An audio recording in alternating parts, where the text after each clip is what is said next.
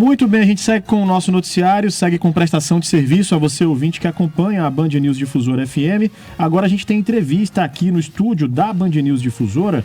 Vamos falar um pouquinho sobre o calendário eleitoral. A gente entra agora num período que chamamos o período das convenções partidárias, que é a oficialização das candidaturas, porém, dentro dos partidos. E a gente vai entender um pouco mais sobre isso agora com a doutora Denise Coelho, que é advogada, especialista em direito eleitoral, e mais uma vez atende aqui o nosso chamado e gentilmente vem até a rádio para falar conosco. Seja muito bem-vinda, doutora. Obrigado pela participação. Bom dia, tudo bem? Bom dia, muito obrigada pelo convite. Vamos iniciar o que se trata de fato, o que é a convenção partidária. É justamente o momento de escolha entre os filiados daquele partido político ou daquela federalização acerca de quem vai poder disputar o pleito das eleições municipais de 2024. Esse período ele se estende do dia 20 de julho, que iniciou no último sábado, e vai até o dia 5 de agosto. Nesse momento, nessa escolha, é elaborada uma ata pelos partidos políticos, onde vão constar os nomes de quem de fato será candidato para a eleição 2024, porque até o momento todos eram pré-candidatos, e nesse momento é que se escolhe de fato quem vai concorrer à eleição do pleito de 2024. Uma dúvida, essa escolha, essa oficialização, entre aspas, o termo, é dentro dos partidos, das federações, né? Porque há um período depois para que isso seja oficializado na Justiça Eleitoral, não é isso, doutor? É isso mesmo, porque após a convenção, que é essa reunião dos filiados partidários, é elaborada uma ata que é enviada ao Tribunal Regional Eleitoral, que aí é de fato onde vai se iniciar o período do registro dessas candidaturas. Aí como vai se iniciar? O partido vai enviar, através de um processo eletrônico, que é do sistema do PJE, essas atas, onde vão constar todos os nomes, todas as certidões de quem pretende concorrer, todos os pré-requisitos necessários para que você possa se inscrever como candidato.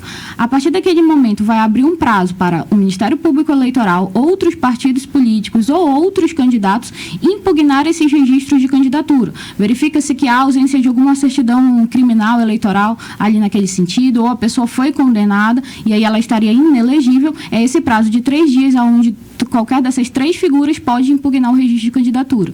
E a partir desse momento, se for deferido o registro, aí de fato aquela pessoa ela está candidata para o pleito municipal. E ela recebe também um CNPJ. Então, a partir daquele momento, ela só pode fazer campanha quando ela receber aquele CNPJ, aonde deve constar em todas as suas publicações, tanto a impressa como também em meios digitais.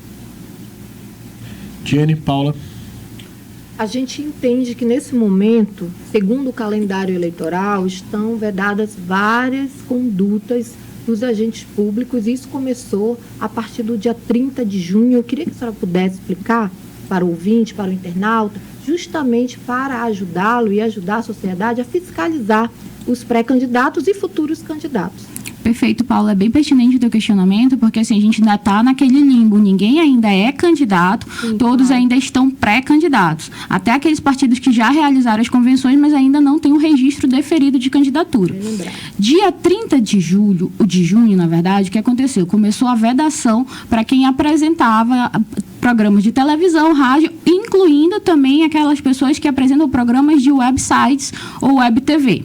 Então, ali a gente já tem um primeiro parâmetro de vedação. No dia 6 de julho, iniciou uma outra vedação, e essa é a mais pertinente para a gente, enquanto cidadão, verificar, inclusive, fiscalizar essa situação, que é a não permissão de agentes públicos em locais de obra, de inaugurações de obras públicas, a vedação de contratos de showmícios também para essas inaugurações de obras públicas, e a gente também tem outra vedação, que é a questão da contratação ou exoneração de candidatos. A gente ainda vai para uma quarta vedação, que é a questão do repasse público, tanto para municípios ou entidades que deveriam receber as emendas. Durante o período eleitoral, a partir do dia 6 de julho, fica vedado qualquer tipo de transmissão de recursos ou de fundos para a inauguração de obras públicas. A exceção vai se dar aos serviços de urgência, como hospitais, escolas, que aliás a gente já vai vir para uma programação da LOA que foi votada ano passado. Mas qualquer outro tipo de recurso, ele é vedado justamente para que a gente tenha um equilíbrio durante o pleito eleitoral. Doutora Denise, o Tribunal Superior Eleitoral ele já definiu o limite de gastos, né, dos candidatos, tanto majoritário quanto os proporcionais, os vereadores. Eu queria que a senhora explicasse para a gente quais são esses limites e as penalidades para quem ultrapassar, né, quem não cumprir esse gasto. Perfeito. O que acontece? É bom a gente lembrar o ouvinte de onde veio estipulado esses limites. Foi após a reforma de 2017, onde a gente tem a vedação de recursos de empresas, de pessoa jurídica de empresa, e aí a gente vai ter somente a doação do fundo eleitoral e do recurso de pessoa física até o limite de 10% do que a gente informa no nosso exercício do imposto de renda do ano anterior, no caso 2023. E aí, a partir desse momento, com essa limitação, qual foi a ideia? Foi justamente a gente tentar um equilíbrio no pleito, para que não tivessem pessoas que pudessem ultrapassar o limite sem nenhum tipo de multa em relação a essa situação. Então, todos os candidatos, tanto a prefeito, o executivo, quanto o vice-prefeito, eles têm um limite, eu não tenho aqui o valor agora, mas eles têm um limite e só podem gastar até aí. Na maioria das vezes das eleições, o que a gente verifica é que quem concorre aos cargos ao executivo, eles chegam bem próximos aos limites, porque são valores bem altos. E aí, o que acontece? Já os proporcionais, na maioria das vezes, eles não conseguem atingir esse limite tão próximo. A fiscalização se dá sempre para quem quase chega ali no limite, porque caso ele venha a ultrapassar esse limite, o que a gente tem aqui configurado? A gente tem ali a questão da utilização do recurso econômico, e aí a gente poderia ali caracterizar também um abuso do poder econômico em relação aos outros candidatos. Só para citar aqui, o da prefeitura é de 13,2 milhões e o dos proporcionais, né, os vereadores, candidatos a vereadores, é 5 milhões e 300 mil. Muito bem. Nesse período agora há pouco a senhora falou uma coisa importante, doutora, que é assim, ninguém ainda é candidato, né? A gente está no período de convenções ainda, então, teoricamente, nós continuamos com pré-candidatos e pré-candidatas, né? Tanto a prefeitura quanto aos partidos, aliás, os cargos de vereador e vereadora. Então, nesse período, não é período de campanha ainda, não é período de pedir voto ainda, e isso é uma coisa que tem que ser deixado bem claro para o eleitor ficar de olho em relação aos candidatos e candidatas. Aliás, pré-candidatos e pré-candidatas, não é isso? É isso mesmo, todos ainda são pré-candidatos e eles só passam a ser candidatos de fato a partir do deferimento do seu registro de candidatura.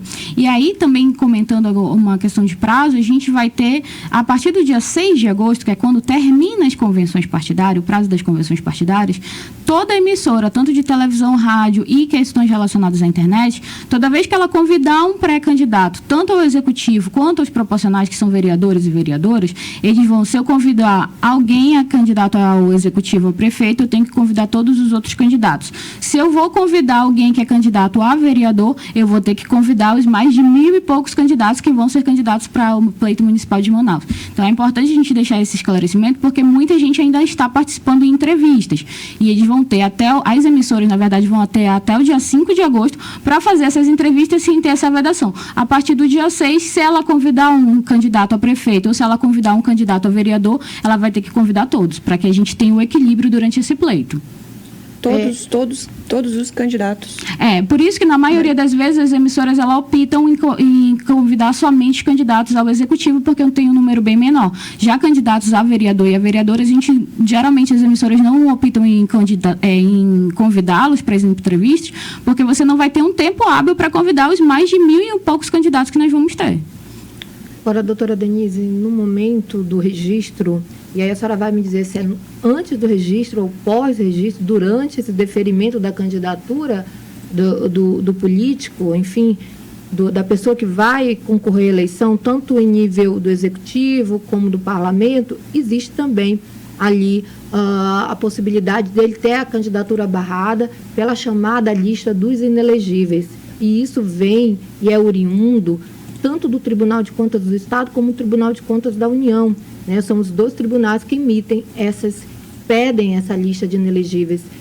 Caso um pré-candidato agora, nesse momento, pré-candidato, tenha seu nome lá escrito na lista, como inelegível, qual é o processo para reverter? Se ele pode reverter, porque a gente viu sair e vê sair muitas liminares para que esses possíveis candidatos possam ali concorrer, eles acabam conseguindo e mantém essa liminar por todo o mandato, e a gente fala de 4 anos.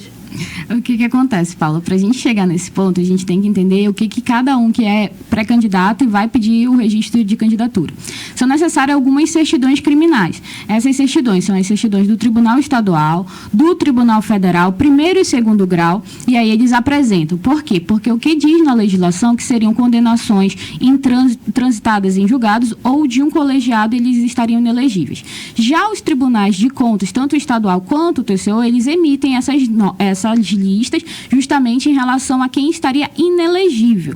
E aí é uma discussão muito mais teórica nesse sentido e aí a gente acaba saindo com essas liminares. Mas o que a gente tem que entender? Que durante esse momento em que eu solicito o meu registro de candidatura, eu abro um prazo, o tribunal abre um prazo para impugnação. E na maioria das vezes, quem solicita essa impugnação nesses casos onde tem essas listas é o próprio Ministério Público Eleitoral. E aí, a partir desse momento, o próprio tribunal vai solicitar aquela pessoa que solicitou o registro de candidatura para que ela se defenda, para que ela apresente o documento. Porque se esse processo não transitou em julgado ou ainda não tem uma decisão de colegiado, ele ainda não estaria ali tipificado no que a legislação eleitoral coloca como inelegível. E aí, nesse sentido, é que a gente vai concorrer mesmo sobre o liminar. E a grande discussão se dá é se essa pessoa ganha, como é que vai ficar o julgamento final da pessoa que concorreu sob liminar, né? Muito bem. Mais alguma pergunta, Diene? Doutora Denise, tem alguma coisa que nós não perguntamos que a senhora acha pertinente e importante destacar também? Perfeito. Eu só quero contribuir dizendo que a partir do dia 16 de agosto, gente, é a data inicial da propaganda eleitoral. É quando todas essas pessoas que solicitarem o registro de candidatura vão, de fato, poder pedir o voto, né? Até esse momento, a gente não tem ali a campanha de solicitação de voto. É apenas a partir do dia 16 de agosto é que começa, de fato, a campanha eleitoral. Doutora Denise, se o candidato falar assim, se eu for eleito... Não caracteriza? É porque, assim, a gente tem um livro aqui muito teórico dessa situação. A gente estaria ali não pedindo o voto, eu estaria colocando uma situação hipotética de vencer a eleição. A restrição, ela entra no limiar muito tênue em relação a essa situação. O que diz a legislação? Eu não posso fazer o pedido de voto expresso, mas se eu colocar hipoteticamente nesse sentido, né? Caso eu ganhe, eu vou fazer tal coisa, eu acredito, assim, verificando que a gente não está solicitando o voto, eu estou colocando uma hipótese na situação. Falar assim, se eu fosse pedir o voto de vocês, essa daí foi boa. Uma hipótese, né? Se eu fosse, mas eu não estou pedindo. Deixa eu só fazer uma correção aqui na informação. A Tawane, a gente trocou a informação mais cedo. Só uma correção. O limite dos candidatos que podem gastar, né, é 13.200 milhões no primeiro turno e no segundo é 5.300 mil. Para vereador, o limite é R$816 mil. Tá? Candidatos a vereador é esse limite, R$816 mil. Só uma correção. Muito bem, nós conversamos aqui então com a doutora Denise Coelho, advogada, especialista em direito eleitoral. Gentilmente esteve mais uma vez conosco aqui para trazer informação e colaborar com todos esses detalhes, para que você, ouvinte, para que a gente também saiba das informações precisamente e assim a gente possa ajudar a fiscalizar esse processo também, nesse período eleitoral. Doutora Denise, muito obrigado pela gentileza, obrigado pela entrevista. Muito obrigada, uma boa semana a todos.